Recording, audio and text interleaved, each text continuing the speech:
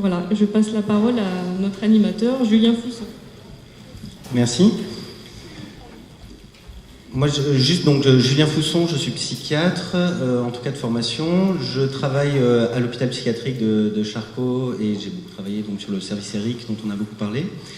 Et plus récemment, j'ai eu la chance de participer à l'ouverture de la structure du SAMSA 78, de l'œuvre Falleret, donc du médico-social, un autre type de travail mobile, plus dans la durée. Et j'invite ceux qui s'intéressent à venir nous écouter demain matin aux ateliers. Je ne vais pas rentrer plus longuement là-dessus. Et je suis ravi d'être ici et je passe tout de suite la parole à Patrick pour...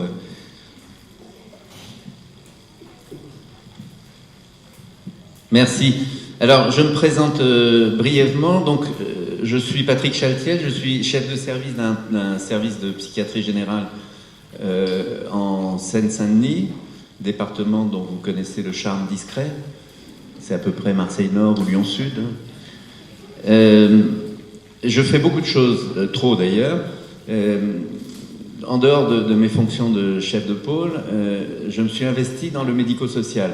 Et je suis président d'une association qui s'appelle Iris Messidor et qui a monté un ESAT à Bobigny, un SAMSA au Pavillon sous Bois, un service, un pôle accueil écoute jeunes à Bondy et qui travaille aussi avec les allocataires au long cours du RSA.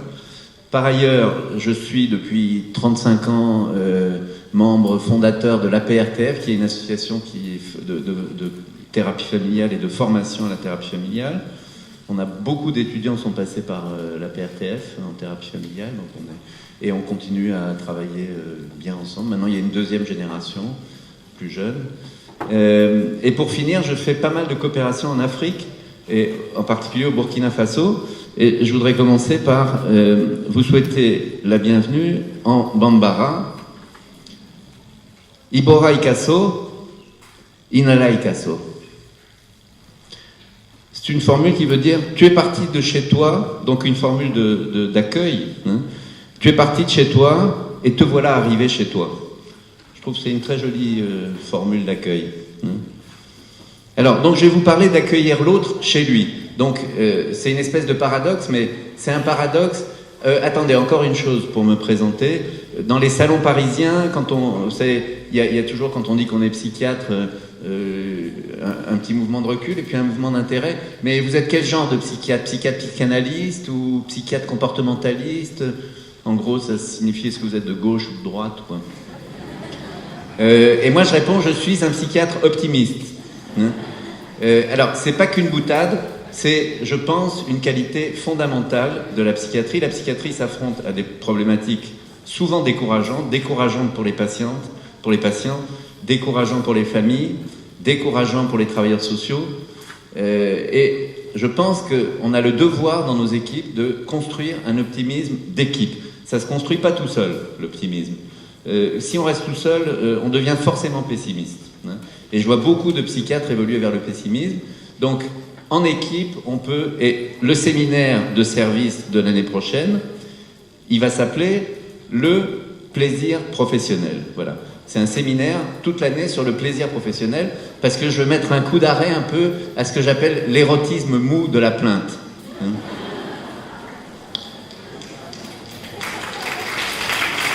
Merci. Alors, je vais vous raconter des petites expériences cliniques pour éclairer la pratique de l'accueil de l'autre souffrant, désigné malade, et la rencontre avec cette personne à son propre domicile, où toute intrusion brutale serait délabrante, illustre de façon claire que le lieu de l'accueil, c'est le lieu de l'autre. Alors, cet accueil, encore une boutade, pour vous faire rire, parce qu'après on écoute mieux quand on rit. Cet accueil chez autrui nous permet en effet d'éviter toute confusion entre cette pratique clinique que nous avons travaillée depuis une trentaine d'années sur le secteur. Guy Baillan était mon prédécesseur, c'est lui qui a lancé le processus, et c'est un processus qui continue à être une réflexion active et permanente. Donc cet accueil nous permet d'éviter la confusion entre ce que nous avons donc baptisé accueil, qui est un art exigeant de la disponibilité psychique, et ce que de nos jours, nos autorités tutélaires que je respecte, nomme du même nom d'accueil, et que j'illustrerai par cette petite caricature à peine exagérée. Parce qu'on sort de la certification hospitalière, donc on a eu à faire un certain nombre de choses paradoxales. Je ne vais pas vous raconter ça en détail, mais voilà une petite caricature de la certification. Exercice d'accueil et d'hospitalité selon la méthode du patient traceur promue par notre haute autorité en santé. Avez-vous bien vérifié et tracé dans le DPI que cet usager, qui entre parenthèses a passé 48 heures attaché sur un brancard aux urgences faute de lit, a bien reçu son livret d'accueil et son questionnaire de satisfaction? Lui avez-vous posé la question de sa personne de confiance et de ses directives anticipées en cas de décès ou d'état végétatif? Voilà. Ça, c'est l'accueil selon la certification. Alors, bon, trêve de dérive inepte, je vais vous dire un mot du TST, le tétrapode sociétal totémique. C'est un terme qui a été inventé par Jacques Mirmont, qui est notre président de la Société française de thérapie familiale.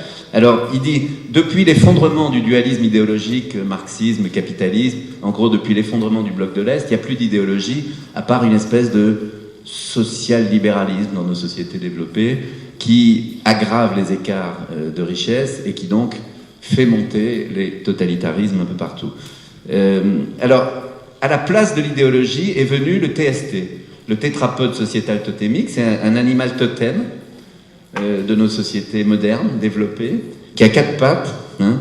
Les 4 pattes sont le principe de précaution, qui vise le risque zéro, et nos services de gestion des risques insistent sur l'importance du principe de précaution, alors qui est tout à fait justifié, le principe de précaution. Là, je vous parle des excès de ces principes. Le tétrapode, c'est un animal qui pratique l'excès.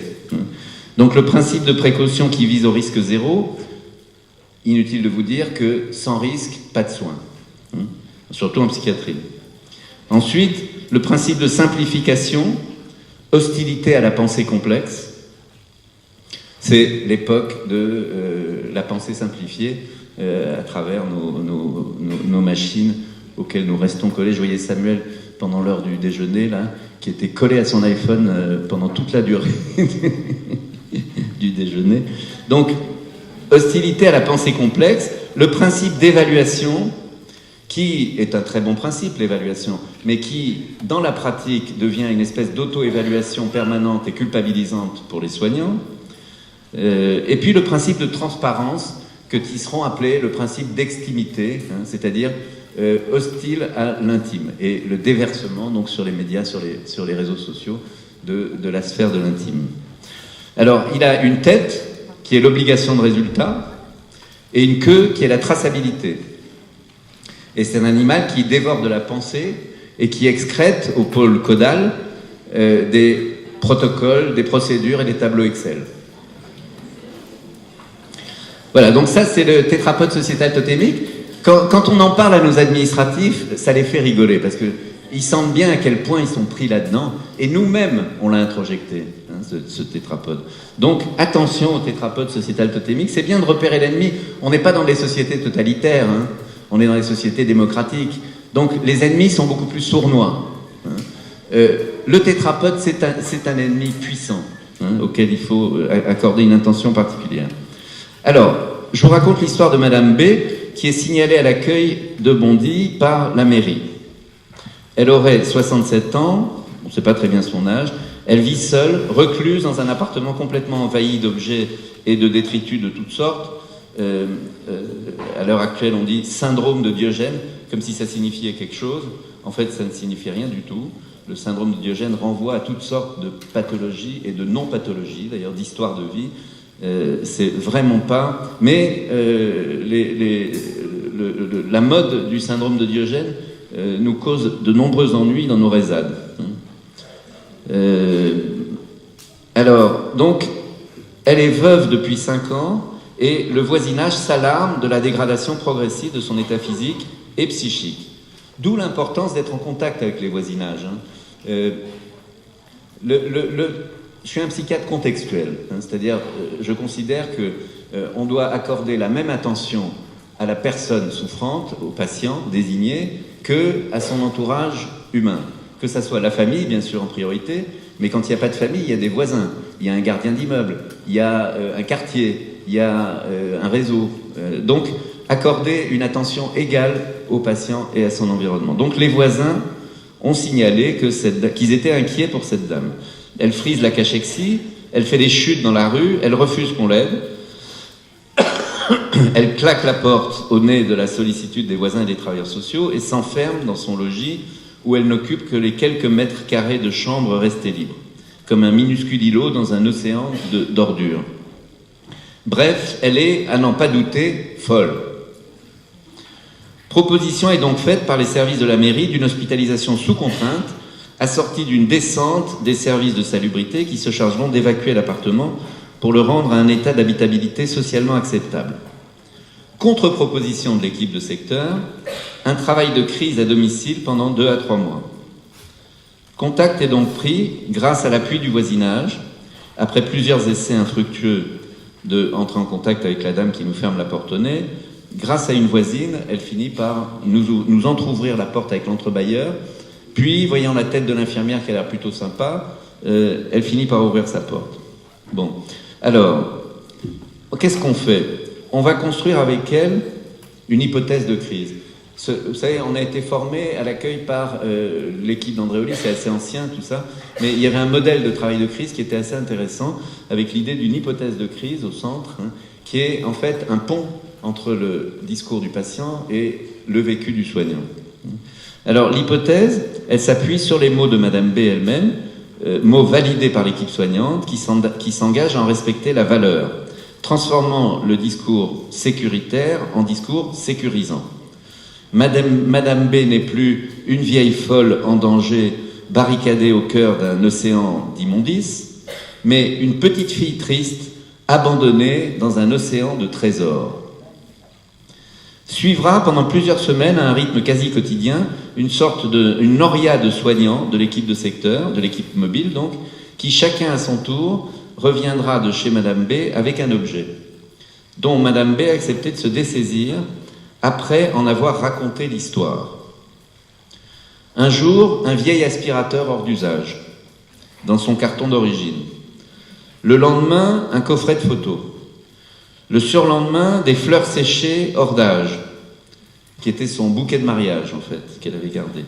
Ainsi, d'objet en objet, de fragment en fragment, Madame B recolle son histoire, éparpillée, en la livrant aux soignants.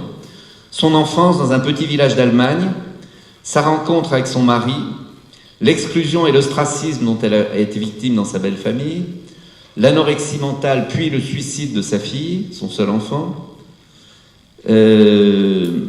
la haine mutuelle qui en a résulté au sein de son couple, puis la maladie et le décès du maudit mari, et puis le grand silence de mort qui s'en est suivi.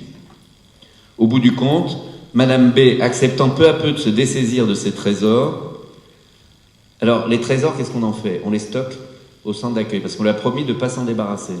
Vous imaginez si l'administration hospitalière sait qu'on stocke dans les locaux de l'hôpital cette qualité d'objets contaminés.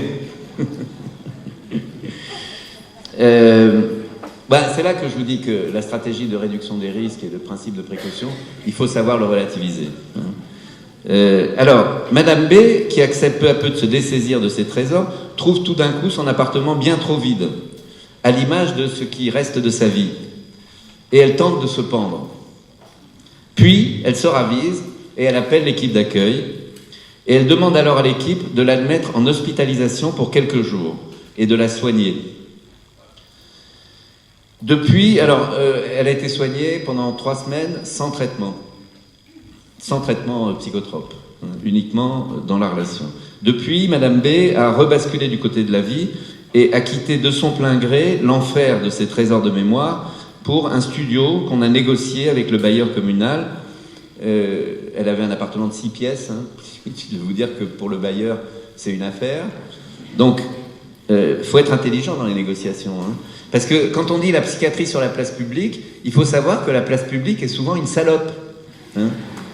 Donc, La psychiatrie de secteur, c'est une psychiatrie combative. C'est pas comme à l'asile où on se reposait en voyant quelques psychotiques chroniques, en accumulant des malades. Et c'était reposant l'asile. Moi, je me souviens de mes premières expériences de l'asile. On arrivait le matin, il y avait des infirmiers, une équipe d'infirmiers costauds et souvent alcooliques, qui nous disaient ah, ben toi, t'es un jeune psychiatre, on va te montrer 3 beaux malades. Et puis pour les autres, tu nous laisses faire, on sait faire. Donc l'après-midi, on allait faire nos séminaires, nos cartels, nos machins, nos psychanalyses et machins. Donc c'était une psychiatrie reposante. Là, on a une psychiatrie qui demande vraiment, qui est très exigeante. Et la place publique, c'est un combat permanent. Donc il faut de la combativité, il faut savoir négocier. Alors, donc Madame B, elle habite maintenant dans un studio qui a été proposé par le bailleur, où elle se sent, dit-elle, comme la jeune fille fraîchement débarquée de son Allemagne natale. Elle revit sa transplantation d'Allemagne en France. Bon, voilà. Alors, c'est une petite histoire. Combien j'ai de temps encore ? 7 minutes. Donc, je vous ai fait un texte d'1 heure et demie, mais pour ceux qui sont intéressés par ce propos, je le transmettrai à Samuel et puis vous pourrez le lire tranquillement. Là, donc, je vais sabrer. Je vais vous raconter une autre petite histoire pour vous dire que...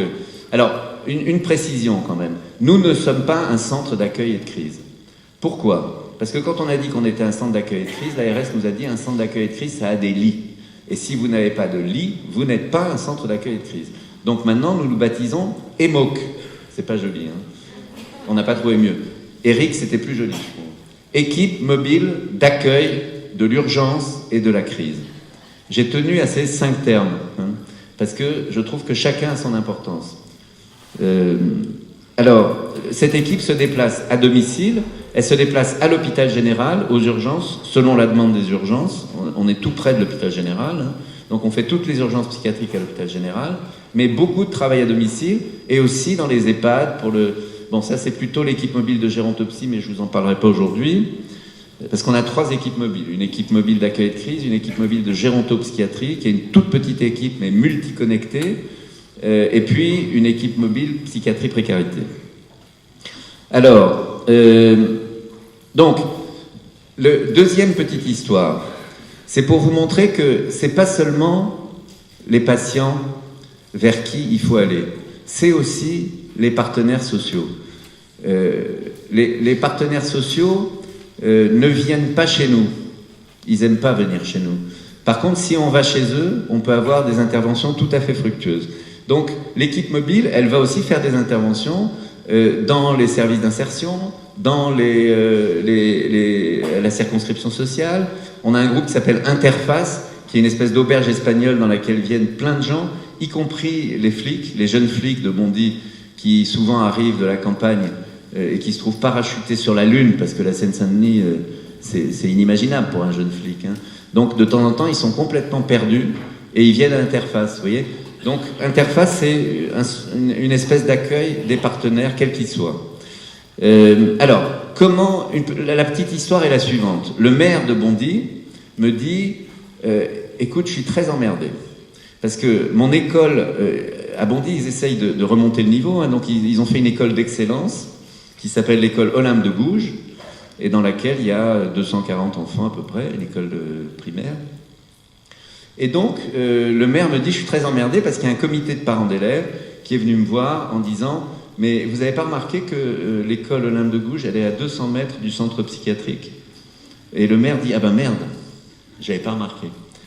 Donc, les parents commencent à avoir la trouille. Nos patients, ils aiment bien aller faire la sortie des écoles pour demander 100 balles aux parents, mais aussi parce qu'ils aiment bien les enfants, pas parce qu'ils sont pédophiles, ce qu'imaginent les parents, ça doit être des pédophiles. Non, parce qu'ils n'ont pas très bien grandi souvent et ils aiment bien le contact des enfants. Bref, il y a Frankenstein, notre autiste professionnel, qui s'est tellement cogné la tête contre les murs qu'il a la tête de Frankenstein, qui va à la sortie de l'école, qui terrorise tout le monde. Il y a des enfants qui veulent plus y aller, enfin bref. Donc je dis au maire, je lui fais la proposition suivante. On va faire une réunion à l'école Olympe de Gouges. Pas on va inviter les parents d'élèves, on va aller là-bas. Et on fait une réunion de quartier. avec pas seulement les parents d'élèves, mais aussi les gens du quartier. Alors, quand vous faites une réunion comme ça, il faut faire... Alors, c'est là qu'il faut une stratégie de combat, hein, et une vraie stratégie.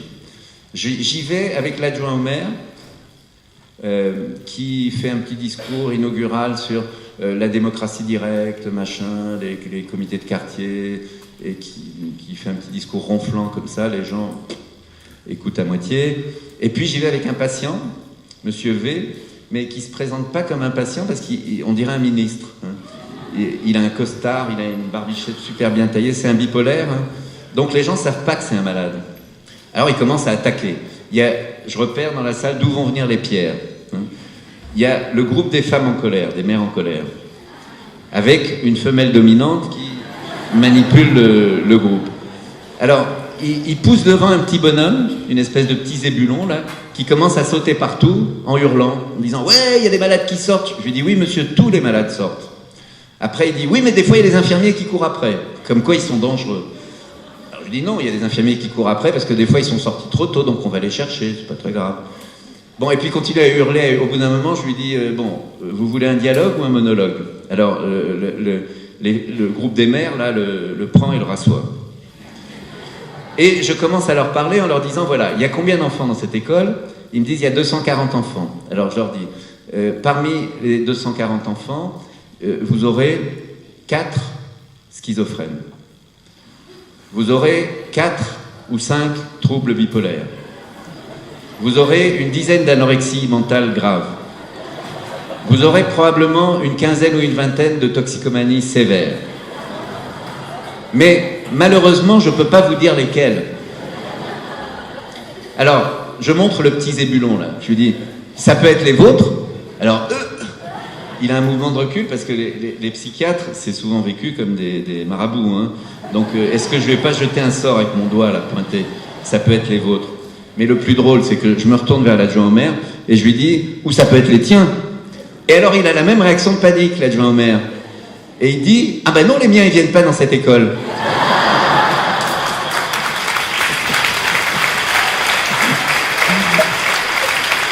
Alors, là, vous avez à moitié gagné la partie, parce que la salle commence à rire. Elle rit de l'adjoint au maire, donc elle se permet de rire d'un officiel. Et puis, Monsieur V prend la parole et leur raconte qu'il est un malade psychique et qu'il leur raconte son histoire de maladie. Et les gens sont saisis et souvent très émus. Hein. Et donc, la salle se divise. Il y a toujours le groupe des mères en colère qui grommelle. Hein.